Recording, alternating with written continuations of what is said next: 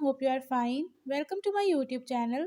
In my today's video, I'll be telling you how to fix USB connecting and disconnecting issue in Samsung Galaxy Tab A7 Lite. But before that, hit the red subscribe button and the bell icon to stay updated. Now watch this video and you will learn how to fix USB connecting disconnecting issue in Samsung Galaxy Tab A7 Lite.